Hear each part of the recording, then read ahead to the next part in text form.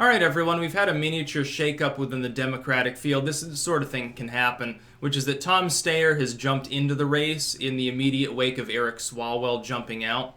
Swalwell never gained traction. He's the one who alluded to using nuclear weapons on the U.S. population to disarm them. So it's no surprise that even among the left, he never was going to gain traction. The funny part is he was one of the more well-spoken at the debate that he was in. Like, he wasn't that bad. It's funny because now they need to change the debate lineup, maybe. Are they just going to put Steyer in Swalwell's place? Maybe he was waiting for Swalwell to jump out just so that he could be in the debates. Somebody asked me, by the way, the other day, I didn't see it in chat at the time, but when I was going back through the live broadcast I did, I saw this question. They were asking where in the field he would be at on day one, like when he jumps in. Because he got the attention, he'll have 1 or 2% maybe. Which arguably puts him ahead of more than half the candidates. Most of them at this point don't have a political pulse. They should not be in the race. The Democratic Party should not even have a second debate. The first debate, split up into 2 parts to let everyone speak, made sense. What would make sense now is for them to cull the bottom half of the field, say, no, there will be no debate for you, or you can have a kiddie table debate if you want, but it's, why would we dedicate any time to platforming people who are quite clearly incapable of generating traction?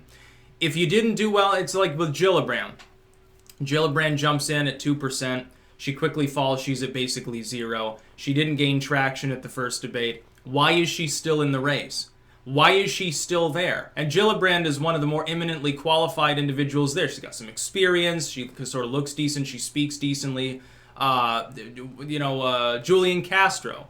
Julian Castro, the other person I said could be a threat against Trump because of his well-spoken demeanor, he flubbed it at the debate. He did a poor job, generally speaking. He didn't rise up to the expectations certainly I had for him. He's out. He can't become the nominee.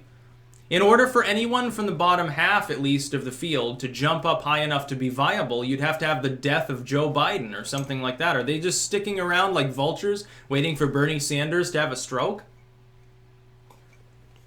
It's literally the only way that anyone short of Buttigieg is going to become viable, because then you'll have a new 5th place candidate. Probably in that case it'd be Cory Booker. Cory Booker would be fighting it out with Andrew Yang and Beto O'Rourke for that 5th place slot. And it'd be hilarious. It'd be kind of cringy, maybe Tulsi Gabbard out of nowhere, but I mean, these people don't have a chance anymore. If anything, there are only 4 viable candidates left. Buttigieg is basically the dark horse, potentially, depending on how he does at the next set of debates. Other than that, if he doesn't do well enough there to rise up by a couple points towards 10%, then he's done too. The race is already narrowed. It's just that candidates with no political pulse don't realize they're dead yet. They just haven't come around to that realization. So with Steyer, no, he's probably not viable. We'll see. I mean, we've got to wait until his first debate, which will be everyone else's second. But unless he does a really good job and hits all the notes and has a Kamala moment, he's got no chance. Keep in mind, though, if you look at the visual chart from 2016 with the Republican primaries, which were fairly crowded. Not as crowded as the Dem primaries now, but fairly crowded. Because it was a non-incumbent race, people smelled blood because Obama was hemorrhaging support. Look at people over time. They spike and then they drop back down, like Ben Carson, Carly Fiorina, and all these others. To me, that's what Kamala Harris represents. Whereas Elizabeth Warren represents more of a Marco Rubio. Sanders is sort of, I guess, the Ted Cruz. He's losing support. It's sort of boring and nobody really... He's been out... Ted Cruz would have been the right-wing candidate if not for Trump. That's sort of the way that Sanders is. He would be the left-wing candidate if it were for 3 or 4 people that are further left than he is in the field, including Kamala Harris, who I think is a flash in the pan. As she recedes, though, it's Warren that probably benefits.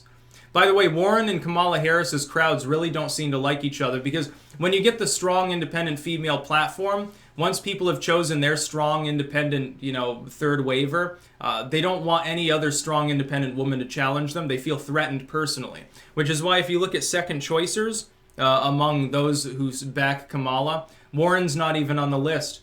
I think it goes Sanders, Biden, Buttigieg. Warren's not even on the list.